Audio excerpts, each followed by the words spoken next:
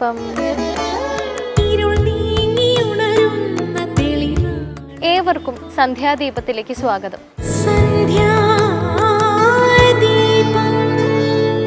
വള്ളുവനാട് രാജാക്കന്മാരുടെ പരദേവതയാണ് തിരുമാന്താംകുന്നിലമ്മ. മീനമാസത്തിലെ മകീരം നാൾ മുതൽ 11 ദിവസം നീണ്ടു നിൽക്കുന്ന തിരുമാന്താംകുന്ന് പൂരം ഈ പ്രദേശത്തിന്റെ ദേശീയ ഉത്സവമാണ്. ആദ്യത്തെ ആറാട്ട് എഴുന്നള്ളത്താണ് പൂരം പുറപ്പാട്. ഭക്തിസാന്ദ്രമായ ഈ സായം സന്ധ്യയിൽ നമുക്കിനി നാമജപം കേൾക്കാം.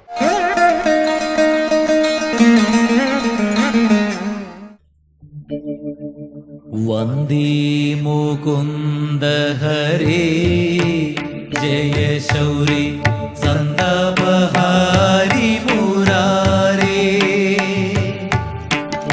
ദ്വാപര ചന്ദ്രിക ചർച്ചിതമാം നിന്റെ ദ്വാരകാപുരിയെവിടെ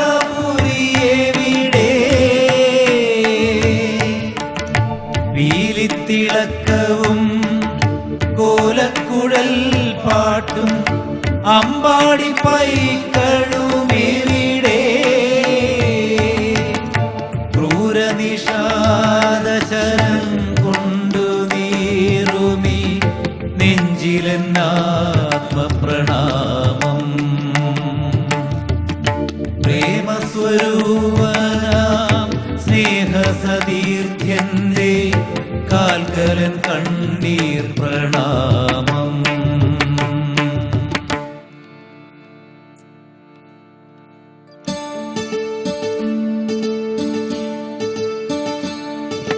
ഗോമതിപ്പൈ ചൊല്ലുന്നു, ഗോപിമാരും ചൊല്ലുന്നു, ശ്രീ ഗുരുവായൂരപ്പൻ സ്വന്തമാണെന്ന്. ഗോമതിപ്പൈ ചൊല്ലുന്നു, ഗോപിമാരും ചൊല്ലുന്നു, ശ്രീ ഗുരുവായൂരപ്പൻ സ്വന്തമാണെന്ന്. നന്ദിനിക്കും മക്കൾക്കും സുന്ദരിത്തൈ വല്ലിക്കും ചന്തമേറും ശ്രീകൃഷ്ണൻ ബന്ധുവാണെന്ന്.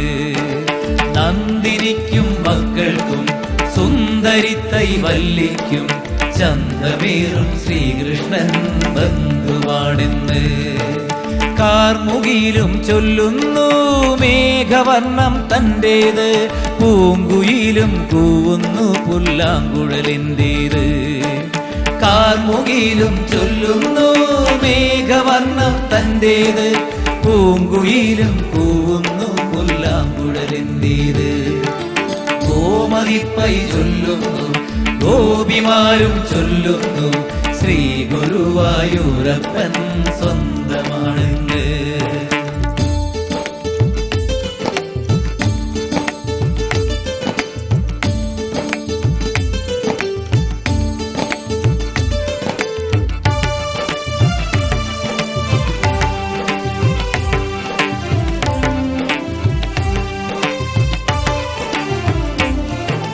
പൂവുകളെല്ലാം ചൊല്ലുന്നു ഞങ്ങളുടെയാണ് വനമാല, നീലത്താമര കണ്ണിതളായതു കണ്ടാലറിയൂലേ.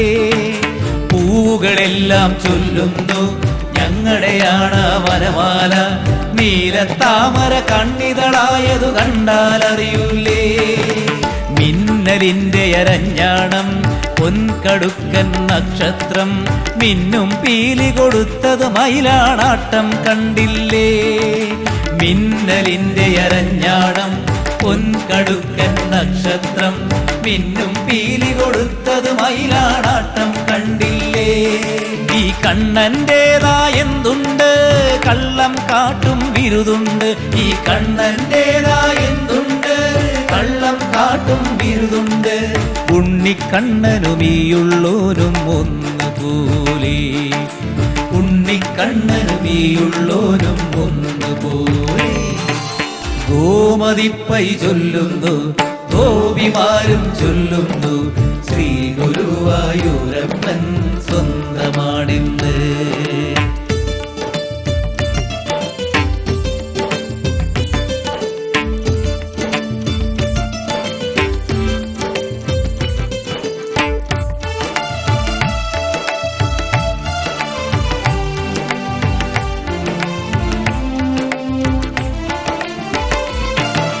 നെറ്റിയിലെ കുറി കണ്ടില്ലേ, കസ്തൂരിക്കത് കടമല്ലേ, മഞ്ഞപ്പട്ടു നെയ്തു കൊടുത്തതു ചന്ദനമുകിലല്ലേ. നെറ്റിയിലെ കുറി കണ്ടില്ലേ, കസ്തൂരിക്കത് കടമല്ലേ, മഞ്ഞപ്പട്ടു നെയ്തു കൊടുത്തതു ചന്ദനമുകിലല്ലേ. കാൽ തടച്ചിരി കണ്ടില്ലേ, പാൽക്കടൽ പൂന്തിരയല്ലേ, കയ്യിലിരിക്കും വെണ്ണയുമേതോ പെണ്ണിൻ മനസ്സല്ലേ. കാൽ തടച്ചിരി കണ്ടില്ലേ, പാൽക്കടൽ പൂന്തിരയല്ലേ, കയ്യിലിരിക്കും വെണ്ണയുമേതോ പെണ്ണിൻ മനസ്സല്ലേ. ഈ കള്ളനു തനതാ എന്തുണ്ട്, കാന്തം പോലിരു കണ്ണുണ്ട്. ഈ കള്ളനു തനതാ എന്തുണ്ട്, കാന്തം പോലിരു കണ്ണുണ്ട്. ഗുരുവായൂരിലെ ഭഗവാനെ നാം ഒന്ന് പോലെ, ശ്രീ ഗുരുവായൂരിലെ ഭഗവാനെ നാം ഒന്ന് പോലെ. ഗോമതിപ്പൈ ചൊല്ലുന്നു, ഗോപിമാരും ചൊല്ലുന്നു, ശ്രീ ഗുരുവായൂരപ്പൻ സ്വന്തമാണെന്ന്. നന്ദിനിക്കും മക്കൾക്കും സുന്ദരിത്തൈ വല്ലിക്കും ചന്തമേറും ശ്രീകൃഷ്ണൻ ബന്ധുവാണെന്ന്. കാർമുകിലും ചൊല്ലുന്നു മേഘവർണ്ണം തന്റേത്, പൂങ്കുയിലും കൂവുന്നു പുല്ലാങ്കുഴലിൻ്റേത്. കാർമുകിലും ചൊല്ലുന്നു മേഘവർണ്ണം തന്റേത്, പൂങ്കുയിലും കൂവുന്നു പുല്ലാങ്കുഴലിൻ്റേത്. ഗോമതിപ്പൈ ചൊല്ലുന്നു, ഗോപിമാരും ചൊല്ലുന്നു, ശ്രീ ഗുരുവായൂരപ്പൻ സ്വന്തമാണെന്ന്. ലോകത്തിലെ ഏറ്റവും ദൈർഘ്യമേറിയ ഇതിഹാസമാണ് മഹാഭാരതം. ഇതിലില്ലാത്തത് ലോകത്ത് ഒരിടത്തും കണ്ടെത്താനാകില്ല എന്നാണ് വിശ്വാസം. ഇത്രയേറെ കഥാപാത്രങ്ങളുള്ള കൃതിയും ലോകത്ത് മറ്റൊന്നില്ല. വ്യാസൻ വാക്കാൽ പറഞ്ഞത് ഗണപതി പകർത്തി എഴുതിയതാണ് മഹാഭാരതം. ഇന്നത്തെ കഥയമേൽ വ്യാസനും മഹാഭാരതവും എന്ന വിഷയത്തെക്കുറിച്ച് കേൾക്കാം. എല്ലാവർക്കും ഹൃദയം നിറഞ്ഞ നമസ്കാരം. കഥയമമ്മയുടെ ഇന്നത്തെ അധ്യായത്തിലേക്ക് എല്ലാവർക്കും ഹാർദമായ സ്വാഗതം. ഭാരതം എന്നുള്ള ഈ രാജ്യം, അത് ഏതൊരു ലോകത്തിൻ്റെ കോണിൽ പോയാലും തല ഉയർത്തി നിൽക്കുന്നത് അതിൻ്റെ പൈതൃകങ്ങളുടെ കൂടി പേരിലാണ്. നമുക്ക് നിരവധിയായിട്ടുള്ള പാരമ്പര്യങ്ങൾ സ്വന്തമായിട്ടുണ്ട് ഭാരതത്തിന്. അതിൽ വേദത്തിൻ്റെ പാരമ്പര്യമുണ്ട്, ഇതിഹാസങ്ങളുടെ പാരമ്പര്യമുണ്ട്, പുരാണങ്ങളുടെ പാരമ്പര്യമുണ്ട്, ഗോത്രവർഗ ആരാധനയുടെ പാരമ്പര്യമുണ്ട്, തന്ത്രവിദ്യയുടെ പാരമ്പര്യമുണ്ട്. ഇങ്ങനെ നിരവധി പാരമ്പര്യങ്ങൾ ചേർന്നതാണ് ഭാരതീയ സങ്കല്പം അല്ലെങ്കിൽ സനാതനധർമ്മം. ഇത് രണ്ടും ആത്യന്തികമായിട്ട് ഒന്ന് തന്നെയാണ്. ഇതിൽ വിദേശ രാജ്യങ്ങൾ ഉൾപ്പെടെ അല്ലെങ്കിൽ വൈദേശിക ശക്തികൾ ഉൾപ്പെടെ നമ്മുടെ ഭാരതത്തിലേക്ക് വന്ന് ഞങ്ങൾക്കും ഈ സംസ്കാരത്തിൻ്റെ ഭാഗമാവണമെന്ന് പറയാൻ തോന്നിക്കുന്ന തരത്തിൽ വിശേഷപ്പെട്ട ഇതിഹാസങ്ങൾ നമുക്കുണ്ട്. അതിലേറ്റവും പ്രധാനപ്പെട്ട ഇതിഹാസങ്ങളിൽ ഒന്നാണ് മഹാഭാരതം. അത് എഴുതി നമുക്ക് നമ്മുടെ ഈ കൈകളിലേക്ക് വെച്ച് തന്നത് ലോകത്തിൻ്റെ മുഴുവൻ ഗുരുനാഥനായിട്ട് നമ്മൾ കാണുന്ന സാക്ഷാൽ വേദവ്യാസ മഹർഷിയാണ്. അതുകൊണ്ട് തന്നെ ഈ അധ്യായത്തിൽ വേദവ്യാസനെക്കുറിച്ചും അതുപോലെ തന്നെ അദ്ദേഹത്തിൻ്റെ കൈകളാൽ നമുക്ക് ലഭിച്ചിട്ടുള്ള മഹാഭാരതത്തെക്കുറിച്ചുമാണ് നമ്മൾ ചർച്ച ചെയ്യുന്നത്. മഹാഭാരതം കഥ അറിയാത്തവരായിട്ട് ഭാരതീയർ ആരും തന്നെ ഉണ്ടാവും എന്ന് ഞാൻ കരുതുന്നില്ല. പാണ്ഡവരും കൗരവരും തമ്മിലുള്ള യുദ്ധത്തെക്കുറിച്ചും കുരുവംശത്തെക്കുറിച്ചും ചന്ദ്രവംശത്തെക്കുറിച്ചും ഒക്കെ വിശദമായിട്ട് വ്യാസൻ ആ മഹാഭാരതം എന്ന് വിളിക്കപ്പെടുന്ന ഇതിഹാസത്തിൽ വിവരിക്കുന്നുണ്ട്. ആ ഇതിഹാസത്തിൻ്റെ സ്വഭാവം ഉള്ളത് കൊണ്ട് തന്നെ പല ചിന്തകന്മാരും വിശേഷിപ്പിക്കുന്ന പ്രശസ്തമായിട്ടുള്ള വാചകം, ഇതിലില്ലാത്തത് നിങ്ങൾക്ക് എവിടെയും കാണാൻ സാധിക്കില്ല, ഇതിലുള്ളതേ ലോകത്ത് മുഴുവൻ പ്രകടമായിട്ടുള്ളൂ എന്നുള്ളതാണ്. മഹാഭാരതത്തിൽ ഇന്ന് നമ്മുടെ ജീവിതത്തിൽ ലോകത്തിൽ സംഭവിക്കുന്ന എല്ലാ സന്ദർഭങ്ങളെയും അനുസ്മരിപ്പിക്കുന്ന നിരവധിയായിട്ടുള്ള ഭാഗങ്ങൾ നമുക്ക് കാണാൻ സാധിക്കും. അത് ഈ നൂറ്റാണ്ടിൽ ഇപ്പോൾ നമ്മൾ എടുത്ത് പരിശോധിക്കുമ്പോൾ ഇപ്പോൾ നമുക്ക് മനസ്സിലാക്കാൻ സാധിക്കുന്നു. ഇനിയും ദശാബ്ദങ്ങൾ കഴിഞ്ഞ് പരിശോധിച്ചാലും ആ സാഹചര്യത്തിൽ ഒരു മാറ്റവും ഉണ്ടാവില്ല എന്നാണ് മഹാഭാരതം പറയുന്നത്. അതുകൊണ്ട് തന്നെ മഹാഭാരതത്തിൻ്റെ മറ്റൊരു പേരായിട്ടുള്ള, ആദ്യകാലത്ത് മഹാഭാരതം അറിയപ്പെട്ടിരുന്നത് ജയം എന്ന പേരിലായിരുന്നു. അതിനെ ആചാര്യന്മാർ വ്യാഖ്യാനിക്കാറുണ്ട്. ജ എന്ന ശബ്ദം കൊണ്ട് ജനനം എന്നും യാ എന്ന ശബ്ദം കൊണ്ട് ലയനം അല്ലെങ്കിൽ മരണം എന്നും ജനനം തൊട്ട് മരണം വരെ ഒരു മനുഷ്യൻ്റെ ജീവിതത്തിൽ ഏതൊക്കെ സന്ദർഭങ്ങളിലൂടെ അവൻ കടന്നു പോകുന്നുണ്ടോ, ഏതൊക്കെ രീതികൾ അവൻ്റെ ജീവിതത്തിലേക്ക് കടന്നു വരുന്നുണ്ടോ, അതിനെക്കുറിച്ച് മുഴുവൻ, അവൻ്റെ മാനസികാവസ്ഥയെക്കുറിച്ച് മുഴുവൻ, അവൻ്റെ ഉള്ളിലുണ്ടാവുന്ന സമ്മർദ്ദങ്ങളെക്കുറിച്ച് മുഴുവൻ മഹാഭാരതം കൃത്യമായി പറഞ്ഞു വയ്ക്കുന്നുണ്ട്. അതുകൊണ്ട് തന്നെ ജഗദ്ഗുരു ശങ്കര ഭഗവത്പാദർ മഹാഭാരതത്തെ വിളിച്ചത് ജയം എന്ന് മാത്രമല്ല, മഹാഭാരതത്തിന് അദ്ദേഹം പഞ്ചമവേദം എന്നുള്ളൊരു പട്ടം കൂടെ ചാർത്തി കൊടുത്തു എന്നാണ്. ശങ്കര ഭഗവത്പാദർ അത് പറഞ്ഞതുകൊണ്ട് തന്നെ എഴുത്തച്ഛൻ പോലും അദ്ദേഹത്തിൻ്റെ കൃതിയിൽ മഹാഭാരതം പഞ്ചമവേദമാണ് എന്ന് തന്നെ അംഗീകരിച്ചുകൊണ്ടാണ് മുന്നോട്ട് പോയിട്ടുള്ളത്. അത്രയധികം മഹത്തരമായിട്ടുള്ളൊരു ഗ്രന്ഥമാണ് മഹാഭാരതം. വെറും യുദ്ധത്തിൻ്റെ മാത്രം കഥയായിട്ട് അതിനെ കാണരുത്, കുടുംബ പ്രശ്നങ്ങളുടെ മാത്രം കഥയായിട്ട് അത് കാണാതെ അതിലടങ്ങിയിട്ടുള്ള അമൂല്യങ്ങളായിട്ടുള്ള രത്നങ്ങളെ കണ്ടെത്താൻ നമ്മൾ ശ്രമിക്കുക എന്നുള്ളതാണ്. അതാണ് വേദവ്യാസ മഹർഷിയും ആത്യന്തികമായിട്ട് ഉദ്ദേശിച്ചിട്ടുള്ളത്. ഈ ചുരുങ്ങിയ സമയം കൊണ്ട് അതിലെ പ്രധാനപ്പെട്ട 2 വിലപിടിപ്പുള്ള രത്നങ്ങളെ നിങ്ങളുടെ മുമ്പിലേക്ക് എത്തിക്കാനാണ് ഞാൻ ശ്രമിക്കുന്നത്. ഒന്ന്, മഹാഭാരതത്തിൻ്റെ മധ്യഭാഗത്തായി ഭീഷ്മപർവത്തിൽ അടയാളപ്പെട്ടിട്ടുള്ള, ലോകം മുഴുവൻ ഇന്ത്യയെ ആരാധിക്കാൻ കാരണമാക്കി തീർന്നിട്ടുള്ള സാക്ഷാൽ ഭഗവത്ഗീത എന്ന് പറയുന്ന ഉപാഖ്യാനം വരുന്നത് മഹാഭാരതത്തിനകത്താണ്. നോക്കൂ, മഹാഭാരത യുദ്ധത്തിലേക്ക് കടന്നു വരുന്ന അർജുനൻ തൻ്റെ തേരാളിയായിട്ടുള്ള കൃഷ്ണനോട് പറയുന്നത് സേനയോർ യുഭയോർ മധ്യേ രഥം സ്ഥാപിതം അച്യുത എന്നാണ്. 2 സേനകൾക്കിടയിൽ എൻ്റെ രഥം കൊണ്ടുപോയി അങ്ങ് നിർത്തിയാലും ഭഗവാനെ. ഇത് പറഞ്ഞ് വെറും സെക്കൻഡുകൾക്ക് ശേഷമാണ് അതേ അർജുനൻ ഭഗവാനോട് ചോദിക്കുന്നത് സജനംസ്യ കഥം ഹത്യ സുഖനസ്യാമ മാധവ എന്ന്. ഇക്കണ്ട ആളുകളെ മുഴുവൻ കൊന്നൊടുക്കിയിട്ട് കിട്ടുന്ന രാജ്യം എനിക്ക് വേണോ കൃഷ്ണ എന്ന് ചോദിക്കുന്നത് നേരത്തെ എന്നെ കൊണ്ട് ഇത് സാധിക്കുമെന്ന് പറഞ്ഞ ആത്മവിശ്വാസത്തിൻ്റെ ആൾരൂപമായിട്ടുള്ള അതേ അർജുനൻ സെക്കൻഡുകൾ കൊണ്ട് ചോദിക്കുന്നു ഇതുകൊണ്ടൊക്കെ എന്താണ് നേട്ടം. ഇത് മനുഷ്യ മനസ്സിൻ്റെ കഥയാണ് എന്ന് മനസ്സിലാക്കാൻ ഈ ഒരു ഉദാഹരണം മാത്രം മതി. അവിടെയാണ് ഭഗവാൻ ധർമ്മോപദേശം ചെയ്യുന്നത്. 18 അധ്യായങ്ങളിൽ ഭഗവത്ഗീത എന്ന് വിളിക്കപ്പെടുന്ന സാക്ഷാൽ ഭഗവതിയായിട്ടുള്ള ഗീതാ ഭഗവതിയെ മഹാഭാരതമാണ് നമുക്ക് തന്നിട്ടുള്ളത് മനസ്സിലാക്കുക. അതുകൊണ്ട് തന്നെ ജീവിതത്തിൽ എവിടെയും തളർന്നു പോവാതിരിക്കാൻ മഹാഭാരതത്തിൻ്റെ സംസ്കാരത്തെ ഉയർത്തിപ്പിടിക്കാൻ നമുക്ക് സാധിക്കണം. തീർന്നില്ല. 2ാമത്, നാമജപത്തിൻ്റെ പ്രാധാന്യം. സനാതനധർമ്മത്തിന് നാമജപത്തിൻ്റെ പ്രാധാന്യം എത്രത്തോളം ഉണ്ടെന്ന് ഞാൻ പറയാതെ തന്നെ മാന്യ പ്രേക്ഷകർക്ക് അറിയാം. നമ്മളൊക്കെ തന്നെ ചെറുപ്പം മുതലേ നാമജപത്തിൻ്റെ പ്രാധാന്യം പഠിപ്പിച്ച ഒരു തലമുറ നമുക്കുണ്ടായിരുന്നു. ആ നാമങ്ങളിൽ ഏറ്റവും വിശേഷപ്പെട്ട ഭഗവാൻ ഗുരുവായൂരപ്പൻ്റെ ഏറ്റവും പ്രസിദ്ധമായിട്ടുള്ള വിഷ്ണു സഹസ്രനാമം എന്ന് വിളിക്കപ്പെടുന്ന അമൂല്യമായിട്ടുള്ള നാമാവലി വരുന്നതും ഇതേ മഹാഭാരതത്തിലെ അനുശാസന പർവ്വത്തിലാണെന്ന് മനസ്സിലാക്കണം.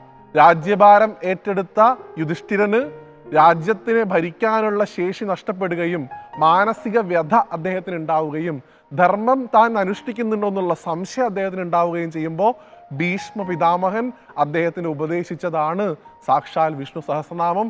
അതും വരുന്നത് മഹാഭാരതത്തിലാണ്. അപ്പോൾ ഒരേ സമയം ഭഗവത്ഗീതയും അതേസമയം വിഷ്ണു സഹസ്രനാമവും.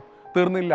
എണ്ണിയാലൊടുങ്ങാത്ത അമൂല്യങ്ങളായിട്ടുള്ള രത്നങ്ങളുള്ള ഒരു സംഹിതയാണ് മഹാഭാരതം എന്ന് മനസ്സിലാക്കുക. അതിൽ എന്നോട് ചോദിച്ചാൽ ഞാൻ എടുത്ത് നിങ്ങളുടെ കൈകളിലേക്ക് വെച്ച് തരുന്ന 2 രത്നങ്ങളാണ് ഇപ്പോൾ പറഞ്ഞ ഗീതയും സഹസ്രനാമവും. ഇത് 2ഉം കയ്യിൽ മുറുകെ പിടിച്ചാൽ തന്നെ ജീവിതം സാർത്ഥകമാക്കാൻ നമുക്ക് സാധിക്കുമെന്ന് മഹാത്മാക്കൾ നമുക്ക് പറഞ്ഞു തന്നിട്ടുണ്ട്. ദിവസവും വിഷ്ണു സഹസ്രനാമം പാരായണം ചെയ്യുക. സാധിക്കുമെങ്കിൽ എല്ലാ ദിവസവും രാവിലെ നമ്മുടെ ഒരു പ്രഭാതം തുടങ്ങേണ്ടത് മഹാഭാരതത്തെ സ്മരിച്ചുകൊണ്ട് സഹസ്രനാമം പാരായണം ചെയ്തുകൊണ്ടാവണം. ജീവിതത്തിൽ എവിടെയും തളരാത്തൊരു മനസ്സ് നിങ്ങൾക്കുണ്ടാവും. ഇനി എവിടെയെങ്കിലും ജീവിതത്തിൽ തളർന്നു പോയി എന്ന് കരുതുക, ഉടനെ ഭഗവത്ഗീത എന്ന് പറയുന്ന മഹാഭാരതത്തിൻ്റെ തന്നെ ഉൽപ്പന്നമായിട്ടുള്ള ആ ഭഗവത്ഗീതയെ കയ്യിലെടുക്കുക. തളരാത്തൊരു മനസ്സ് ഭഗവാന്റെ വാക്കുകളിലൂടെ നമുക്ക് നേടിയെടുക്കാൻ സാധിക്കും.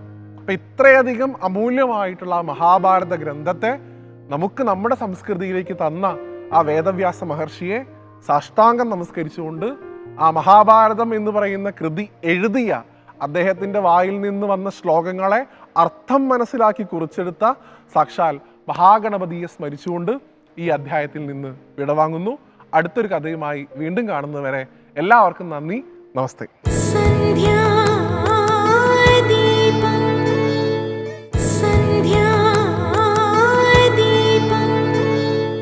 ഭദ്രകാളിയുടെ ഉൽപ്പത്തിയെ സംബന്ധിച്ച് ഭിന്നങ്ങളായ കഥകളുണ്ട്. അതിൽ കൂടുതൽ പ്രചാരം ശിവപുത്രിയായി ജനിച്ചു എന്നതാണ്. ഈ സങ്കല്പത്തിലാണ് പല ക്ഷേത്രങ്ങളിലെയും കാളി പ്രതിഷ്ഠകൾ നിലനിൽക്കുന്നത്. ചില ക്ഷേത്രങ്ങളിൽ അമ്മ കാളിയും പരമേശ്വരിയുമായി വർദ്ധിക്കുന്നു. ഇനി ഇന്നത്തെ ദീപാരാധന കാഴ്ചയ്ക്കായി ക്ഷേത്രാങ്കണത്തിലേക്ക് പോകാം. അവിനയമപനയ വിഷ്ണു ദമയ മനഃശമയ വിഷയ മൃഗതൃഷ്ണാം ഭൂതദയാം വിസ്താരയ താരയ സംസാര. ഇത് പ്രസിദ്ധമായ തിരുനെല്ലി മഹാവിഷ്ണു ക്ഷേത്രം. കാറ്റ് മാത്രം കടന്നു ചെല്ലുന്ന വനഭൂമിക്ക് നടുവിൽ ഏത് കാലത്തെന്നു പറയുവാൻ കഴിയാത്തത്രയും പഴക്കമാർന്ന ഭാരതത്തിലെ പുണ്യക്ഷേത്രങ്ങളിൽ ഒന്നത്രേ തിരുനെല്ലി മഹാവിഷ്ണു ക്ഷേത്രം.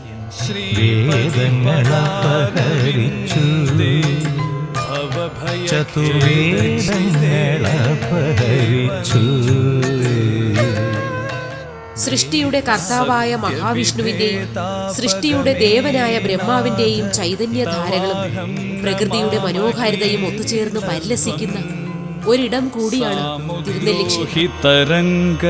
ക്വചന സമുദ്രോനതാരംഗ.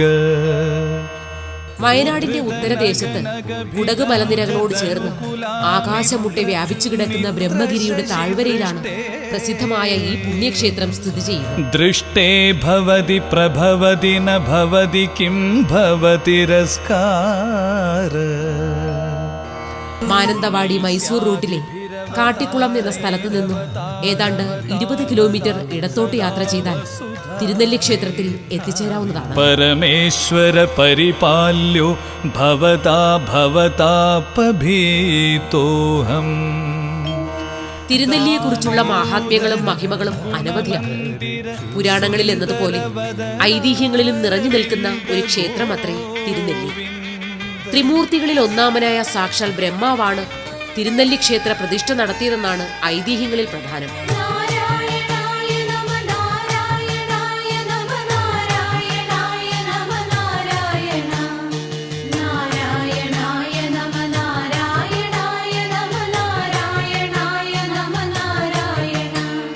ഒരിക്കൽ ബ്രഹ്മാവ് തന്റെ വാഹനമായ അരയന്നത്തിന്റെ പുറത്തേറി ലോകം ചുറ്റി സഞ്ചരിക്കുകയായിരുന്നു. ഇടയ്ക്കു വച്ച് വിശ്രമിക്കുവാനായി പ്രകൃതി രമണീയമായ ഒരിടത്ത് ദേവൻ ഇറങ്ങുകയുണ്ടായി. ബ്രഹ്മദേവൻ വന്നിറങ്ങിയ പർവ്വതത്തിന് അന്നു മുതൽ ബ്രഹ്മഗിരിയെന്ന് പേര് ലഭിച്ചു. ബ്രഹ്മാവ് ആ ദേശത്തു കൂടി സഞ്ചരിക്കവെയാണ് ചെമ്പക അശോക പുന്നാക വൃക്ഷങ്ങൾക്കിടയിൽ ഒരു അസാധാരണമായ നെല്ലിമരത്തിൽ അലങ്കരിക്കപ്പെട്ട ഒരു വിഷ്ണു വിഗ്രഹം ബ്രഹ്മാവിന്റെ ദൃഷ്ടിയിൽപ്പെട്ടത്. ആ വിഗ്രഹം ബ്രഹ്മാവ് കൺകുളിർക്കെ കാണുന്നതിന് മുൻപ് അത് അപ്രത്യക്ഷമായി. വിഗ്രഹം അപ്രത്യക്ഷമായ ഉടൻ തന്നെ, അല്ലയോ ബ്രഹ്മാവേ, അങ്ങ് കണ്ട വിഗ്രഹം സാക്ഷാൽ മഹാവിഷ്ണുവിന്റെ വിഗ്രഹമാണ്. അതിനാൽ നീ അതിനെ ഉചിതമായ സ്ഥാനത്ത് പ്രതിഷ്ഠിച്ചാലും എന്നൊരു അശരീരി ഉണ്ടായി. താൻ വിഗ്രഹം കണ്ടുമുട്ടിയ സ്ഥലത്ത് വൈഷ്ണവ ചൈതന്യ പ്രഭാവമുള്ളതായി മനസ്സിലാക്കിയ ബ്രഹ്മാവ് അവിടെ തന്നെ ഒരു യാഗം നടത്തുകയുണ്ടായി. ഉചിതമായ പൂജകൾ ചെയ്ത് പ്രസ്തുത വിഗ്രഹം യഥാവിധി പ്രതിഷ്ഠിച്ച ശേഷം യാത്ര തുടരുകയുണ്ടായി. അന്ന് ബ്രഹ്മാവ് വിഷ്ണു വിഗ്രഹം പ്രതിഷ്ഠിച്ച സ്ഥലത്താണ് ഇന്ന് തിരുനെല്ലി ക്ഷേത്രം സ്ഥിതി ചെയ്യുന്നതെന്നാണ് വിശ്വസിക്കപ്പെടുന്നത്.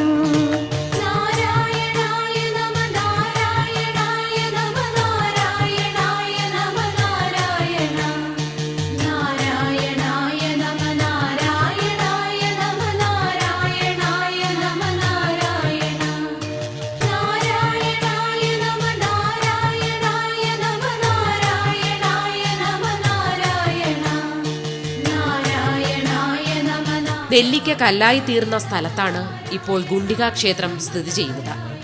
സ്വയംഭൂവായ ശിവലിംഗമാണ് ഇവിടുത്തെ പ്രതിഷ്ഠ. തിരുനെല്ലി ക്ഷേത്രത്തിൽ നിന്നും പാപനാശിനിയിലേക്കുള്ള വഴിയിലാണ് ഈ ഗുഹാക്ഷേത്രം സ്ഥിതി ചെയ്യുന്നത്.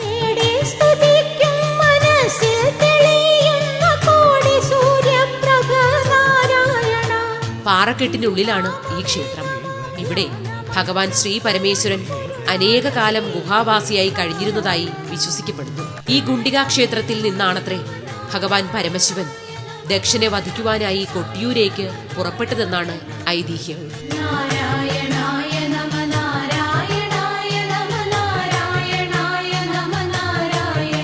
പുരാണങ്ങളിൽ ശ്രീ തിരുനെല്ലി ക്ഷേത്രം ഹരിതശോഭ പൊഴിച്ചുകൊണ്ട് തിളങ്ങി നിൽക്കുന്നു. തിരുനെല്ലി ക്ഷേത്രത്തിന്റെ നാമോച്ചാരണത്താൽ ധർമ്മവും ദർശനത്താൽ ധനവും പൂജനത്താൽ ആഗ്രഹവും ധ്യാനത്താൽ മോക്ഷവും ലഭിക്കുമെന്ന് പത്മപുരാണത്തിൽ പരാമർശിക്കപ്പെട്ടിരിക്കുന്നു. കൂടാതെ കൊടും പാപങ്ങൾ ചെയ്ത ഏതു മനുഷ്യനും ക്ഷേത്രത്തിൽ പ്രവേശിച്ചു കഴിഞ്ഞാൽ പാപവിമുക്തനായി സംസാരമോഹത്തിൽ നിന്നും മോചിതനാകുമെന്ന് പത്മപുരാണത്തിൽ പറയുന്നു.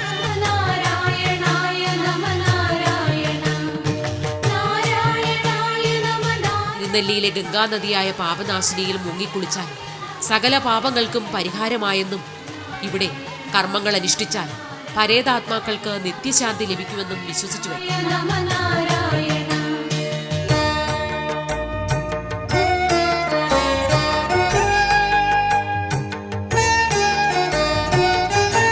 ഇവിടെ ശ്രാദ്ധമൂട്ടിയാൽ ഗയാശ്രാദ്ധത്തിന്റെ ഫലം കിട്ടുമെന്നാണ് വിശ്വാസം. ഇവിടെ വച്ച് പിതൃക്രിയ നടത്തുന്നത് വംശവൃദ്ധിക്കും ഐശ്വര്യത്തിനും പിതൃപ്രീതിക്കും വിശേഷപ്പെട്ടതാണെന്നാണ് വിശ്വസിച്ചു.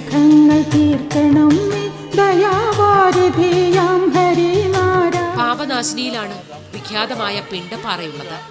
പാപനാശിനിയിലെ വെള്ളം പിണ്ടപ്പാറയിൽ വന്നു വീഴുന്നു. മരിച്ചവർക്കായി പിണ്ടം വയ്ക്കുന്നത് പിണ്ടപ്പാറയിലാണ്. പിണ്ടപ്പാറയെപ്പറ്റി പ്രസിദ്ധമായ ഒരു ഐതിഹ്യമുള്ളത് ഇപ്രകാരമാണ്. പാഷാണഭേദി എന്നു പേരായ ഒരു അസുരനെ മഹാവിഷ്ണു ഒരിക്കൽ ശപിക്കാനിടയായി. വിഷ്ണുവിനാൽ നിഗ്രഹിക്കപ്പെടുമെന്ന് തീർച്ചയായ പാഷാണഭേദിയുടെ അപേക്ഷ മാനിച്ച് വിഷ്ണു അവനെ പുണ്യശിലയാക്കിയെന്നും തിരുനെല്ലി മുതൽ ഗയ വരെയുള്ള ശിലാഖണ്ഡം ഈ അസുരന്റെ ശരീരമാണെന്നുമാണ് ഐതിഹ്യം. മഹാവിഷ്ണുവിന്റെ 6ാമത്തെ അവതാരമായ പരശുരാമന് തിരുനെല്ലിയുമായുള്ള ബന്ധം വളരെ പാവനമാണ്. പരശുരാമൻ തനിക്ക് ശിവനിൽ നിന്നും കിട്ടിയ മഴുകൊണ്ട് 21 തവണ ക്ഷത്രിയ രാജാക്കന്മാരെ വധിച്ച് അവരുടെ രക്തം കൊണ്ട് സെമന്തപഞ്ചകം എന്ന തടാകം നിറച്ചതായി ഒരു ഐതിഹ്യമുണ്ട്. ഈ വീരഹത്യാ പാപനിവൃത്തിക്കായി ഭൂമി മുഴുവൻ പരശുരാമൻ ബ്രാഹ്മണർക്ക് ദാനം ചെയ്തു. ഇതിനും പുറമെ പരശുരാമൻ തന്റെ പിതാവിന്റെ കൽപ്പനയനുസരിച്ച് സ്വന്തം മാതാവിനെ വധിക്കേണ്ടി വന്നു. ദുഃഖിതനും പശ്ചാത്താപ വിവശനുമായി തീർന്ന പരശുരാമൻ പാപപരിഹാരാർത്ഥം പല പുണ്യസ്ഥലങ്ങളിലും പോയി പ്രാർത്ഥനയും കർമ്മങ്ങളും നടത്തിയെങ്കിലും മനസ്സംതൃപ്തി കൈവരാതെ അവസാനം തിരുനെല്ലി ക്ഷേത്രത്തിൽ വന്ന് പ്രാർത്ഥിച്ച് ബലികർമാദികൾ നടത്തിയെന്നാണ് ഐതിഹ്യം. കിഴക്കോട്ട് ദർശനമായിരുന്നാണ് തിരുനെല്ലിയിൽ മഹാവിഷ്ണു ഭക്തർക്ക് അനുഗ്രഹാശിസുകൾ ചൊരിയുന്നത്. ചതുർബാഹു രൂപത്തിലുള്ള വിഷ്ണു സ്വരൂപമാണ് പ്രതിഷ്ഠ. ശംഖ്, ചക്രം, ഗദ, പത്മം എന്നീ മുദ്രകളോടുകൂടി വിളങ്ങുന്നതാണ് ഭഗവാന്റെ പ്രതിഷ്ഠ. തിരുനെല്ലിയിലെ മഹാവിഷ്ണുവിന് പെരുമാൾ സ്ഥാനമാണുള്ളത്. 5 പൂജയാണ് നിത്യേന ഈ ക്ഷേത്രത്തിൽ നടത്തിവരുന്നത്. ബ്രഹ്മദേവൻ പ്രതിഷ്ഠ നടത്തിയ സ്ഥലത്ത് തന്നെയാണ് ഇപ്പോഴും ക്ഷേത്രം സ്ഥിതി ചെയ്യുന്നത് എന്നതിനാൽ രാത്രികാലങ്ങളിൽ ബ്രഹ്മദേവൻ ഇവിടെ വന്ന് പൂജ നടത്തുന്നതായും വിശ്വസിച്ചു വരുന്നു. രാത്രി നട അടയ്ക്കുന്നതിന് മുൻപ് മറ്റൊരു പൂജയ്ക്കായി എല്ലാം ഒരുക്കി വയ്ക്കുന്ന ചടങ്ങും ഇവിടെയുണ്ട്. ഇത് ബ്രഹ്മാവിന് പൂജ നടത്തുവാൻ വേണ്ടിയാണെന്നാണ് വിശ്വാസം.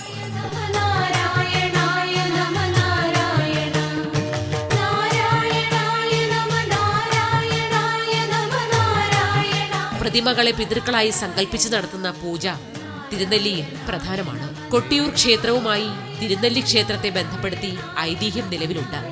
പണ്ട് കൊട്ടിയൂരെ ഉത്സവ ആവശ്യത്തിനായുള്ള അരി കൊണ്ടുപോയിരുന്നത് തിരുനെല്ലിയിൽ നിന്നായിരുന്നുവത്രേ. അരി കൊണ്ടുവരാൻ കൊട്ടിയൂരിൽ നിന്നും ഭൂതഗണങ്ങൾ വരികയായിരുന്നു പതിവ്. ഇടവത്തിലെ വിശാഖം നാളിൽ തിരുനെല്ലിയിൽ നിന്നും കൊട്ടിയൂരിലേക്ക് ഭൂതത്താനെ പറഞ്ഞയക്കൽ ചടങ്ങുണ്ട്. ഉത്സവം കഴിഞ്ഞാൽ ഭൂതത്താനെ തിരിച്ചയക്കുന്ന ചടങ്ങ് കൊട്ടിയൂരിലും നടന്നു വരുന്നു.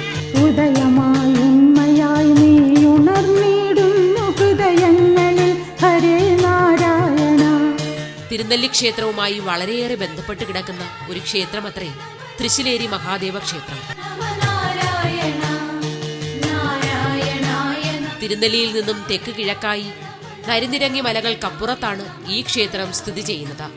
മുൻകാലത്ത് തൃശ്ശിലേരിയിൽ ദർശനം നടത്തിയ ശേഷമായിരുന്നു തീർത്ഥാടകർ തിരുനെല്ലിയിലെത്തുക. തിരുനെല്ലിയിൽ പാപനാശിനിയിൽ പിതൃകർമ്മം ചെയ്യുന്നവർ തൃശ്ശിലേരിയിലെ ക്ഷേത്രത്തിലെത്തി തൊഴുത് വിളക്കുമാല വഴിപാട് നടത്തണമെന്നതാണ് ആചാരം. പാപനാശിനിയിൽ ചെയ്യുന്ന പിതൃകർമ്മം തൃശ്ശിലേരിയിലെ ശ്രീ മഹാദേവ പാദങ്ങളിലും പതിയുന്നു എന്നാണ് വിശ്വാസം. മുഖ്യദേവനായ മഹാവിഷ്ണുവിന് പുറമെ ഗണപതി, ഭഗവതി, ശിവൻ എന്നിവർ ഉപദേവന്മാരായും തിരുനെല്ലി ക്ഷേത്രത്തിൽ കുടികൊള്ളുന്നു. സർവ്വദുരിതങ്ങളും ദുഃഖങ്ങളും തിരുനെല്ലി പെരുമാളിൽ സമർപ്പിച്ച് പരേതാത്മാക്കളുടെ ശാപത്തിൽ നിന്നും മുക്തി നേടാനായി പിതൃക്കൾക്ക് ശ്രാദ്ധമൂട്ടാൻ എത്തുന്നവർ ഭഗവാനെ കൺകുളിർക്കെ ദർശിച്ച് സായുജ്യമടയുകയാണ്.